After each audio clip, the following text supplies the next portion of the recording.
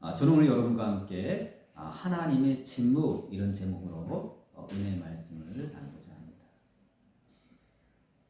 우리 신앙인들이 살아가다 보면 영적인 위기가 찾아오는 겁니다. 그것은 우리가 열심히 주님을 믿었음에도 불구하고 하나님의 부재 상태를 경험하게 될 때, 하나님을 우리가 믿으면 하나님이 우리와 함께 하시는 것이 지극히 당연함에도 불구하고 우리가 하나님이 마치 안 계시는 것 같은 느낌이 들 때가 있다는 것입니다. 이런 일을 겪게 되면 아무리 위대한 신앙인이라 할지라도 당황할 수밖에 없습니다. 그전에는 하나님이 나와 함께 하신 것 같았는데 요즘은 하나님의 감동도 없고 신앙생활이 몸이 건조하고 기도 응답도 잘 이루어지는 것 같지 않고 마치 하나님이 안 계신 것 같은 그런 느낌을 받게 될 때 누구라도 당황할 수밖에 없는 것입니다. 우리가 같이 읽은 본문에 나오는 야곱도 위대한 신앙인으로 우리가 평가하는 사람이었지만 그가 살면서 간혹 하나님의 인재를 느끼면서도 때로는 하나님의 부재 상태를 경험하게 되는데 그 중에 대표적인 것이 바로 그가 사랑하던 아들 요셉의 실종 사건입니다. 여러분 알다시피 요셉은 야곱이 노년에 힘겹게 얻은 아들이에요. 물론 다른 아들들이 있었죠. 그렇지만 그가 사랑하는 아내 라헬로부터 얻은 아주 힘겹게 얻은 기도 응답으로 얻은 아들이었습니다. 또한 그의 아들 또 베냐민도 못지않게 힘겹게 얻은 아들. 그래서 야곱은 이 두 아들을 굉장히 애지중지했어요. 형제들이 질투할 정도로 애지중지했다는 것을 우리는 잘 알고 있습니다. 그런데 어느 날 형들이 양을 치는 곳에 심부름을 보냈더니 실종된 거예요. 어떻게 그럴 수가 있죠? 야곱이 당황할 수밖에 없죠. 아마 야곱은 끊임없이 되뇌었을 거예요. 하나님이 이러실 수가 없는데 하나님이 왜 그러셨을까? 내가 요셉을 누구보다 사랑하는지를 주께서 아실 텐데 왜 하나님은 요셉에게 그렇게 행하셨을까? 왜 하나님이 지켜주시지 않았을까? 야곱은 아마도 끊임없이 한탄하며 그 생각을 머리에서 떨치지 못했을 것입니다. 정말 충격적인 사건입니다. 그런데다가 그의 형들이 야곱에게 와서 거짓말하는 바람에 야곱은요 정말 요셉이 형들의 미움을 받아 애굽의 노예로 팔려간 것을 모르고 짐승에 물려준 것 같다는 그 거짓말에 속아서 야곱은 그렇게 알고 있었어요. 참 이런 것을 보면서 의문이 떠오릅니다. 여러분 야곱은 하나님으로부터 결정적인 인생의 고비 때마다 하나님의 계시를 받은 사람입니다. 그가 집을 떠날 때도 그랬고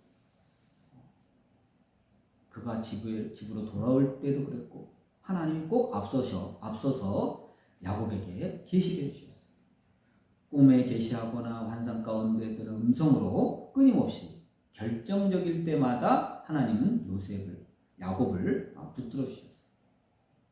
그런데 이 중요한 때에 하나님께서 아무런 말씀도 안 하십니다.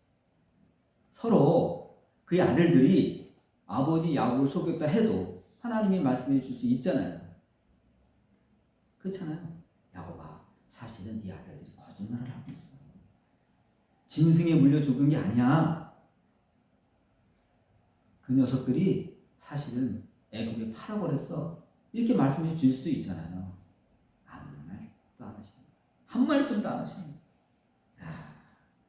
그전엔 그렇게 꿈으로 환상으로 음성으로 계시 주던 하나님이 야곱에게 침묵을 지키신 거예요.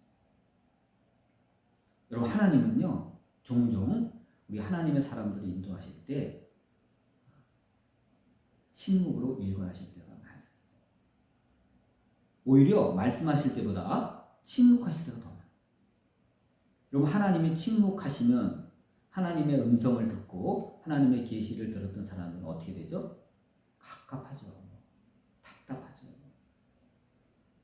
하나님이 나에게 서운하신가? 내가 하나님께 죄를 지었나? 그래서 하나님이 아무 말씀도 없는 거야? 별별 생각이 다 돼. 내가 잘못한 거 없나? 하고 기도해 보기도 하고 또 자신을 성찰해 보는 중요한 시간이 되는 것이 하나님의 침묵의 시간입니다. 그래서 여러분, 우리는 하나님을 잘 알아야 돼요. 여러분, 하나님은요 귀신들처럼 그렇게 우리 귀에 쓸데없이 시도 때도 없이 막 조잘거리고 속살거리는 그러한 영이 아니에요. 우리 하나님은요 진득하세요. 예를 들어서 어떤 사람이 나는 하나님의 음성을 수시로 듣는다. 난 하나님의 계시를 수시로 듣는다. 난 매일 듣는다. 아침에 일어나면 하나님이 나더러 이렇게 하래 저렇게 하래. 오늘은 버스를 타지 말고 택시를 타라. 오늘은 뭐를 들고 나가라. 오늘은 뭘 들고 나가지 마라. 일일이 이렇게 하나님께서 일일이 지시해 준다는 그런 것을 말하는 사람들이 있어요. 그건 하나님이 아니에요. 그건 귀신이에요. 여러분, 하나님이 그렇게 매일같이 이래라 저래라 동으로 가라 서로 가라 그렇게 안 하세요. 하나님은 그렇게 역사하지 않아요. 그렇게 역사하는 영은 성령이 아니에요. 귀신이에요. 그 사람을 수시로 전인적으로 지배하려는 귀신이에요. 하나님은 우리를 그렇게 로봇처럼 만들지 않아요. 여러분, 우리의 의지가 뭐가 필요가 있어요? 우리의 생각이 무슨 필요가 있어요? 우리의 삶이 뭐가 필요가 있어요? 근데 귀신은 그런 짓을 해요. 이렇게 해라 저렇게 해라. 그게 넘어가면 자기의 삶을 귀신에게 모조리 바치는 결과가 되죠. 하나님은 그렇게 하지 않아요. 하나님은 기본적으로 우리의 의지를 존중하세요. 이게 중요해요. 존중해요.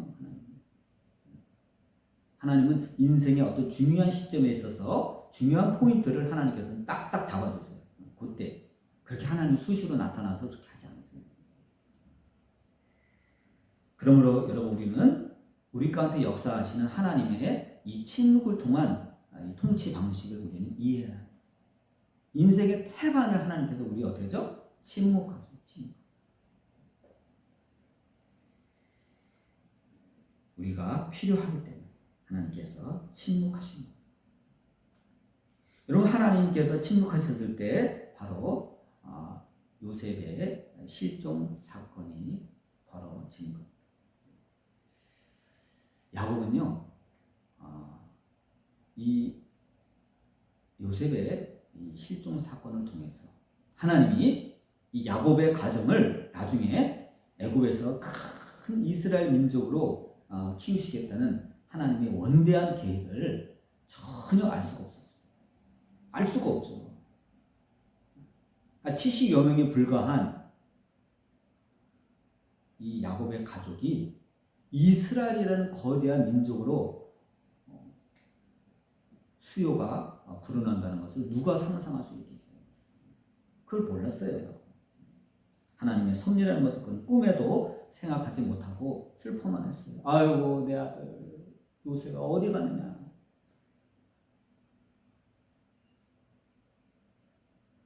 야곱의 자식들이 다 달라붙어가지고 아버지를 위로해도 야곱은 그 위로를 마다했어요. 나는 괴로워. 내가 살아서 못하리 하고 엄청나게 슬퍼하며 울어댔어요. 괴로워만 했어요. 그럼에도 불구하고 하나님의 계획은요, 사람이 상상하지 못한 방향으로 하나님께서 이끄시는 것을 볼 수가 있습니다. 그래서 여러분, 우리는 하나님이 침묵하신다고 해서 하나님을 함부로 판단하면 안 됩니다. 하나님이 나를 버리십니다. 나는 이제 끝장이구나. 하나님이 나를 외면하네. 이렇게 함부로 속단하면 안 돼요. 오히려 하나님이 침묵하실 때 자기 자신을 성찰하는 기회로 삼아야 돼요. 아, 하나님이 침묵하시는구나. 나는 이렇게 어려운데 하나님이 침묵하시는구나. 그럼 나는 이 침묵의 기간을 어떻게 보낼 것인가? 라고 우리는 생각해야 합니다. 자중하고 하나님을 생각하고 더 하나님께 충성되고 더 하나님을 바라보고 하나님을 추구하고 하나님께 기도하며 그 하나님께서 침묵하시는 시간을 우리는 묵묵히 견뎌야 합니다.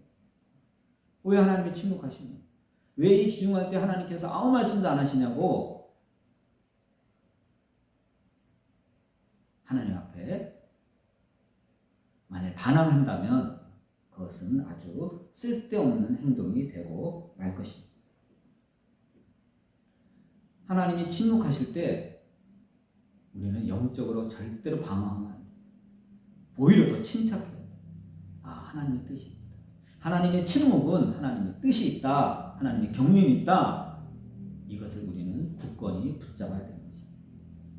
여러분, 인도에서 그 유명한 그 수녀가 있었죠. 인도에서 거린들, 가난한 자들을 위해서 평생을 수고하고 봉사한 노벨상까지 받은 그 테레사 수녀가 있죠.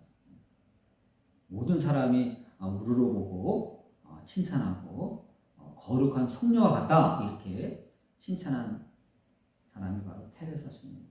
근데 사람들이 테레사 수녀가 죽고 나서 남긴 그의 편지를 보고 깜짝 놀랐어요. 왜죠? 테레사 수녀는 늘 대중 앞에 설 때는 인자한 미소를 짓고 있었지만 그의 그 내면은 굉장히 괴로워했어요. 무엇보다도 하나님의 그 부재 상태 때문에 하나님의 그 침묵 때문에 끊임없이 그녀는 고통받았다는 것이 그가 남긴 편지에 나와 있습니다. 그가 그 선교회를 가난한 자를 위한 그 선교회를 시작한 아주 초창기부터 그가 하늘나라 가기 얼마 전까지도 끊임없이 그는 반복하면서 하나님의 침묵, 하나님의 부재 상태를 경험하면서 그 고통을 그 신부에게 편지를 보내서 곧 나를 위해서 기도해달라고 하는 그 처절한 내용을 보고 사람들이 깜짝 놀랐어요. 여러분, 아무리 위대해 보이는 그 신앙인도 그 내면의 세계에 들어가 보면 그 안타까움이 있는 거예요. 그 괴로움이 있는 거예요. 그도 역시 인간이었다는 것을 우리는 잊어서는 안 됩니다. 아무리 위대한 신앙인도 하나님의 침묵 앞에 충격을 받을 수가 있고 불신앙에 빠질 수도 있는 것입니다. 여러분, 성경을 보면 야곱은 안타깝게도 하나님의 침묵 가운데 영적으로 불신앙의 모습을 보여줍니다. 첫째로 그는 자기 자식들을 무시하고 불신하고 있었습니다. 여러분, 우리가 본문을 보다 보면 그런 내용이 나오죠. 처음에 양식을 사러 보낼 때 다 보내면서 베냐민은 안 보냅니다. 잃어버린 요셉의 동생이잖아요. 내 얘만은 내가 지킨다. 절대로 얘는 내가 놓칠 수가 없다. 하고 다른 아들들은 다 양식 사오라고 왜 너희들 지체하고 있어? 하고 막 보내면서 그 자기가 사랑하던 아내의 둘째 아들이었던 베냐민은 꼭 끼고 있어. 얘는 안 돼. 너희들 갔다 와. 얘는 안 돼. 편애를 하죠.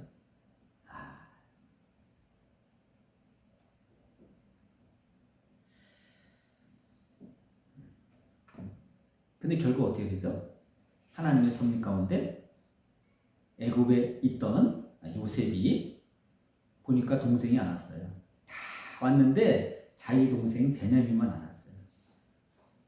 그래서 시므온을 인질로 잡아놓고 난 너희들의 말을 믿을 수가 없다. 너희들 정탐꾼 아니냐. 양식을 사러 왔다고 하면서 사실은 우리 애굽의 상태를 살펴보면 정탐꾼 아니냐. 너희들 수상하다. 너희들은 첫 자매 분명히 아닙니다. 그러면 너희 중에 한 명 남아. 그리고 돌려보냅니다. 너희 동생 있다 그랬지? 이름이 뭐야? 베냐민입니다. 그럼 베냐민을 데려와. 그럼 내가 믿어줄게. 이런 사건이 벌어집니다. 야, 하나님 기가 막혀서. 아니 그 많은 아들 가운데 안 버리는데 콕 찍어서 걔를 불러내시는 거예요. 하나님. 야, 안 보낼 수 있어요? 베냐민 안 데려오면 너희들 내 얼굴 볼 생각하지 마라. 양식 무조건 없고, 물론 양식도 없고. 야, 하나님 무서우신 분이에요. 내가 끼고 있는다고, 내가 아낀다고 해서 아무것도 안 해요. 여러분, 우리는 내가 아끼는 것일수록 하나님께 빨리 내놔야 돼요. 빨리 내놔야 돼요. 하나님 아무것도 아닙니다. 죄송합니다. 제가 이 아들을, 제가 이 물건을, 제가 아무개를 하나님보다 더 아꼈네요. 하나님보다 더 귀중히 여겼네요. 그러한 실토, 그러한 고백이 나올 때까지 하나님은 그것을 눈여겨보십니다.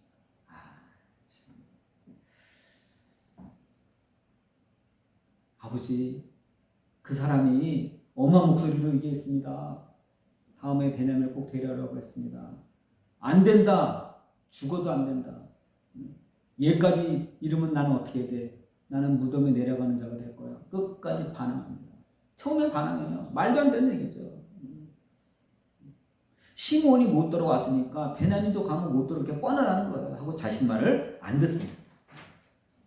버틸 때까지 버티는 거예요. 그러면서 그것을 종합적으로 판단하기보다는 다른 아들들의 말을 무시하고 멸시했습니다. 아직 입을 못하게 막아버렸어요. 두 번째로 야곱은 하나님이 침묵하시자 믿음을 잃고 부정적인 생각을 하고 있었어요. 여러분, 사람의 생각이 부정적으로 한번 되면요, 모든 게 다 부정적으로 됩니다. 옆에서 긍정적인 말을 해도 귀담아 무슨 소리 하는 거야? 내 생각이 오라, 내 말이 오라, 내 판단이 오라 하고 다른 사람들의 말에 귀 기울이지 않습니다. 이건 문제가 됩니다. 야곱은요, 요셉을 잃었던 그 불행한 그 경험을 떠오르고 계속 거기에 사로잡혀 있었어요. 이게 안타까운 거예요. 스스로 자기 자신을 얽매여 있었던 거예요. 그건 그거잖아요. 그건 과거 때 얘기잖아요. 그럼 그건 무려 13년 전의 일이에요. 근데 야곱은요, 그걸 잊지 못했어요. 그 불행했던 그 한 과거를 아직까지 갖고 있는 거예요. 이번에는 베냐민이란 말이냐? 야, 참 운명이 참 너무하다. 어떻게 하나밖에 없는 그것도 베냐민을 데려오란 말이냐? 너희들 베냐민 얘기를 왜 했어? 하고 막 역정을 합니다. 우리가 알았나요, 아버지? 그 사람들이 하도 꼬치꼬치 물어보길래 너희 아비는 살아있느냐, 너희 동생이 있느냐 꼬치꼬치 물어보길래 대답했을 뿐입니다. 우리가 그 사람이 베냐민을 콕 찍어 데려오라 그럴 줄 알았습니까? 하고 아들과 아버지 사이에서 막 언쟁이 벌어집니다.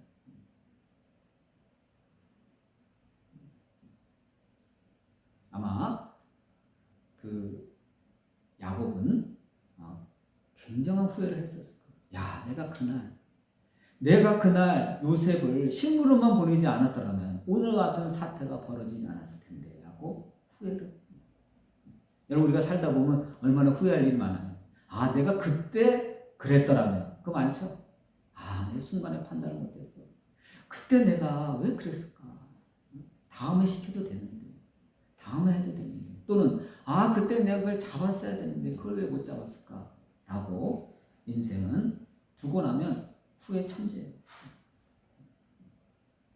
여러분, 저도 그 전에 태국 갔다가 넘어져가지고 팔목이 부러졌잖아요. 수술했잖아요. 근데 그때 그 병원에서 엄청 후회가 되더라고요. 야, 나도 참, 그거 왜 뛰었을까? 그냥 걸어가도 되는데. 아무리 위에 물방울이 떨어진다고 그거 좀 맞으면 되지, 그거 피하겠다고 왜 내가 그 밑에 물로 미끄러운지도 모르고 왜 뛰었을까? 엄청 후회를 했어요. 이거 후유증이 남을 텐데, 이거 나이 들면 더 힘들 텐데, 별별 상상을 다 하면서 얼마나 후회를 했는지 몰라요.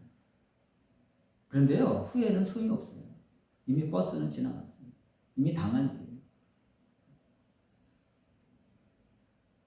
지나간 일에 연연하지 마시고 오히려 그것을 통해서 차라리 반성을 해야 돼요. 자기 성찰을 해야 돼요. 내가 다시는 서두르지 말아야겠다. 다시는 내가 침착하게 행동해야 돼. 한 번 더 생각하고 행동해야 된다. 라는 교훈을 얻는 것이 후회보다 차라리 나은 것입니다. 야곱은 신령 위기 가운데 있을 때 끝까지 자기 자신의 생각을 고집합니다. 그랬더니 그 자식들이 난리죠. 아버지 빨리 결정해 주세요. 가야 됩니다.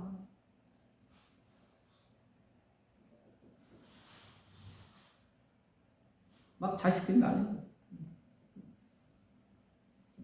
근데 야곱은 베냐민을 놓칠 수가 없었어요.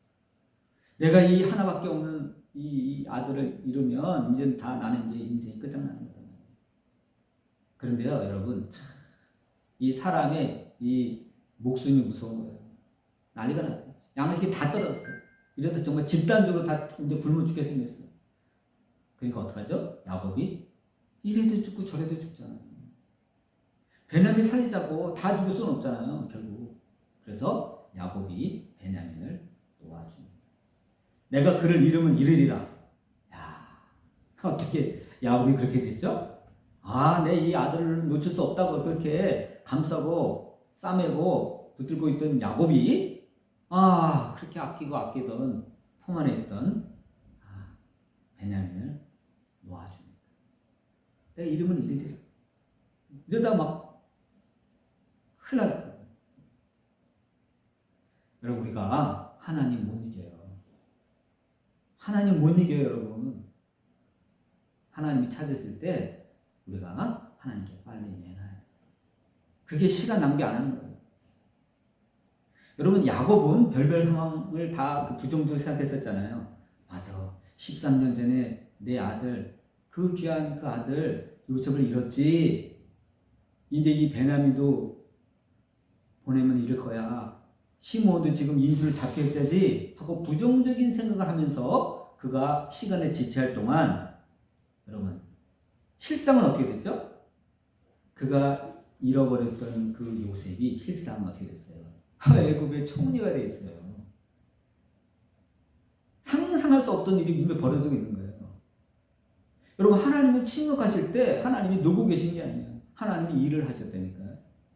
우리 착각하면 안 돼요. 하나님의 침묵은 하나님의 게으름이다? 아니에요. 하나님의 침묵은 하나님이 두 손 듣고 있는 거다? 아니에요. 하나님의 침묵은요, 하나님 편에서 하실 일이 있는 거예요. 그 노예로 팔려갔던 요셉을 총리로 만들어 놓으셨잖아요. 하나님이. 대단하신 거예요. 예수께서 세상에 계실 때 그러셨잖아요. 내 아버지께서 일하시는 나도 일한다. 우리 하나님은요, 일하시는 하나님. 여러분, 차라리 우리는 게으름 피고 일 안 하고 농땡이 칠 때가 많지만 하나님은요, 끊임없이 일하시는 거예요. 우리가 그걸 알아야 돼요. 그가 부정적으로 생각했던 시므온, 형의 대접을 받으면서 너무너무 잘 먹고 잘했어요.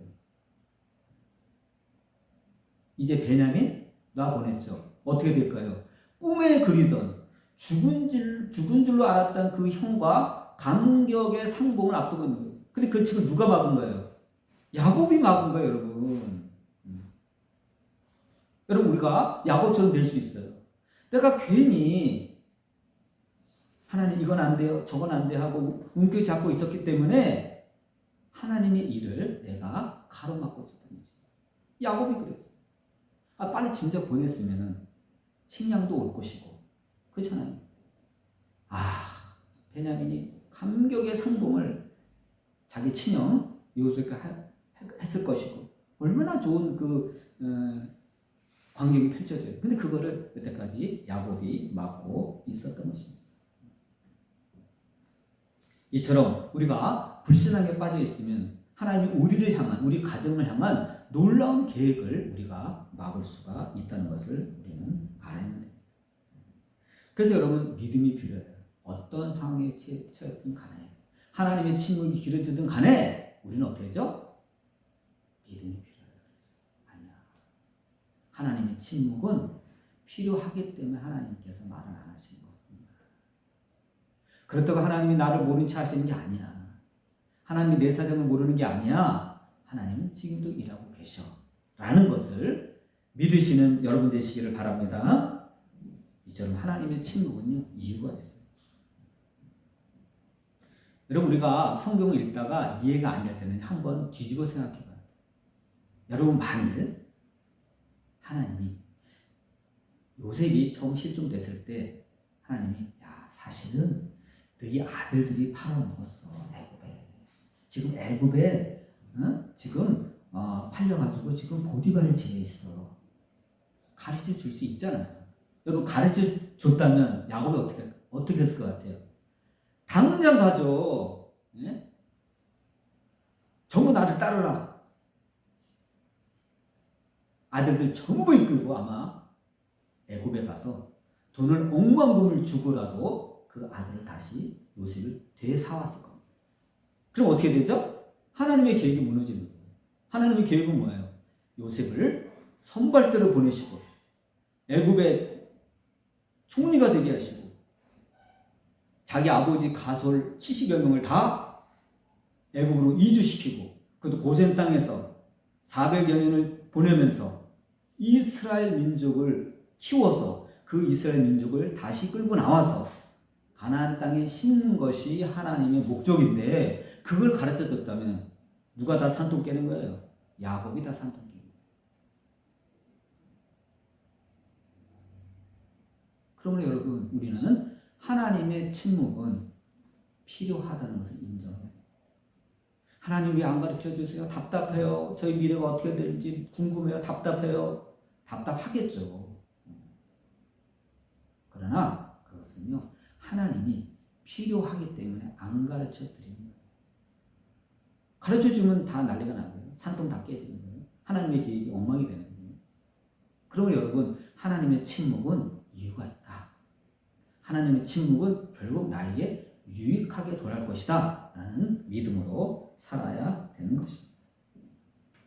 여러분, 불신자들은 어려움에 처했을 때 어떻게 반응하죠? 하나님을 원망하고 하나님 나한테 이럴 수가 있습니다. 어떻게 이럴 수가 있어요? 하나님, 제가 이래서 하나님 믿을 수가 없습니다 하고 삐지고 슬퍼하며 원망하고 돌아서지만 우리 신앙인은 어떻게 해야 되죠? 하나님이 침묵하실 때 다 이해할 수는 없다지. 그러나 하나님의 뜻이 있을 것이다 라고 하나님께 맡기고 나의 궁금증을 보류하는 거예요. 여러분, 모를 때는 보류해야 돼요.